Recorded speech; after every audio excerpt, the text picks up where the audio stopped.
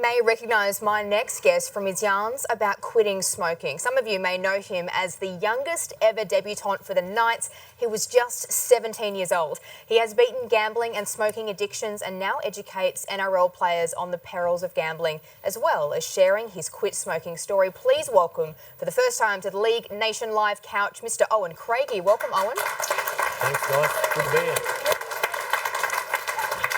Now, Owen, you grew up in northern New South Wales. Is it true you used to sleep with a footy in your bed?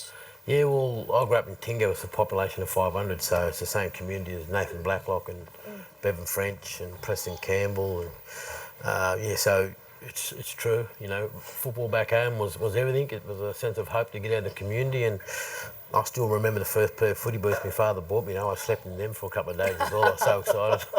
All right, I've got another one for you. Is it true that you scored 7 tries in your first game when you were in the under-12s? Yeah, so I was 10 at the time, so my next door neighbours were playing junior minor league in Inverell, which is 25 k's away, and they were short on a few players. So Arnie Margie Connors, who lived across the road from him, in the back of the car, went in there and he scored 7 tries in my first proper game of footy. Nice. Now, Owie, you know, you come from humble beginnings, grew up in the Housing Commission, the eldest of 7 kids. Now, the hope of making it big in rugby league, was that always, you know, the hope to, you know, have a better life for you and your family?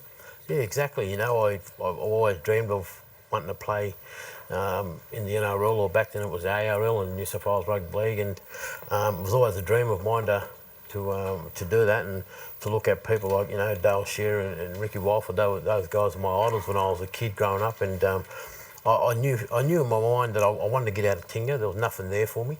A lot of my cousins were all dying at a young age, and drug and alcohol was massive in the community. So I grew up around that. So I just knew that rugby league was my chance to get out. Oh, I'll give you that 100 after the game for just saying that about me, mate. So, but anyway, mate, you were year 10 going to school, just barely 17 when the Knights picked you up, and you know, playing first grade at that age. Mate, it must have been good to tell the story on Monday at school with all the rest of the kids. Yeah, it's funny because I actually debuted against the Brisbane Broncos in '95, year 10 in high school. So I come on the last 20 minutes and I marked Steve Renouf and Wendell Saylor. So Alfie Lang was halfback. It was the team of greats. And the funny thing about it was I actually had their footy cards. You know, they were my idols at the time. But you know, it was interesting as well because I had my first footy cards in year 10 in high school as well. You know, so it was a strange place to be at school with your friends, and you know, it was like I was living 2 lives.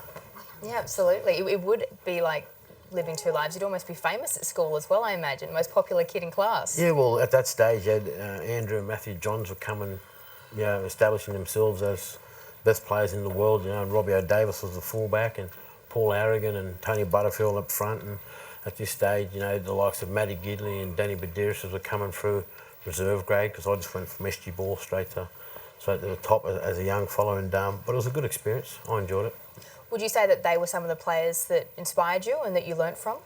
Yeah, look, the Johns boys at the time, like, they used to do a lot of extras. At this stage, Newcastle didn't win any premierships, and they were 10 years in the comp, so they really wanted to put themselves on the rugby league map to try and win a premiership. So the talk for years, even when I was coming through SG ball, was one day we're going to win a premiership. And you 4 kids from there, and you 4 kids from me, we're going to develop you to one day win the premiership, and everything just worked really well for us in '97. Now, just on Andrew and Matty Johns, I think Andrew, back in '97, regarded you as one of the most naturally gifted rugby league players that he's ever come across. I mean, how was that to take at such a young age? Yeah, it's still tough to take now, really, you know what I mean? The 8th immortal, to give you such a big rap. It's a big thing that comes from Joey. Like, he's played alongside many great players all over the world and in Australia at the highest level, you know, and to give me that rap is a huge honour. And yeah, even today it's still hard to take on board, really. Mate, with you know, you were at the height of your powers and your game at when the Super League war was around, and me and Rowdy and blokes like us wish we were 10 years younger. But you know, what type of money was thrown at you back then, mate? Yeah, it's funny because Paul Harrigan hired a bus and drove all the players down to Sydney to sign them up with the ARL, and I didn't go because I was still at school. And when I got on that afternoon, John Quayle and the ARL at the time said, "Listen, we want to sign you to stay with the ARL. And at this stage, I played 2 years Australian schoolboys, played half a dozen NRL games, and I was so close to signing with Super League to go to the Hunter Mariners. And if the Hunter Mariners folded, I could either go to one of the other franchises. But they give me an open checkbook that day, and they said, "This is what we think you're worth." And the very next day, I bought a 4-bedroom house with an in-ground pool at the age of 17, and brought mum and dad and all my brothers and sisters down from Tinga and put them in the place at Northampton. That's a lot of money for a kid of that age to be handling, I suppose. And I mean, can you tell us about your addiction with gambling? How did that happen? I guess, was it just not knowing what to do with that much money from such a young age? I didn't grow up with money. I didn't grow up I wasn't taught to save money, but when I got money, I knew how to spend it. And being a young bloke and winning a premiership, coming straight out of high school and owning my own property, and had my first car before I had my learner's licence, you know. I had that car imported from England to Newcastle through City Ford when Nick Politis ordered from Europe. And I had to pay my mate $100 to go down on the train and drive my car back from him because I didn't have any licence. And but it was a good time in my life. But with the gambling addiction, I just said, I was a young bloke, everything handed to me on a platter. I had good coin. In the back of my mind, I'm thinking, well, I'm sweet here. I don't have to work on myself anymore. And it's probably the attitude I developed. And then over time, my addiction just got out of control. You know, I was just gambling day and night and gambling on anything, really. And, you know, there's rumours that where, you know, you spent in excess of $60,000 within a week.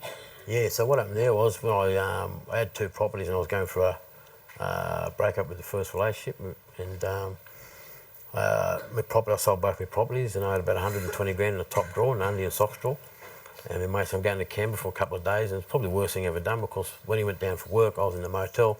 I just walked to the casino. I was dropping 5 grand one day, 10 grand the next, and before you know it, in a week, I was down 60 grand, you know, just on blackjack and horses, and there's nothing much else you can do in Canberra. It's that cold and miserable. Careful, Jordan is listening. All right, well, Owen, we could talk about this for ages. It is a fascinating story, and you've managed to come out the other end of it. So thank you for sharing that with us. No worries. It's quite inspirational. Thank you.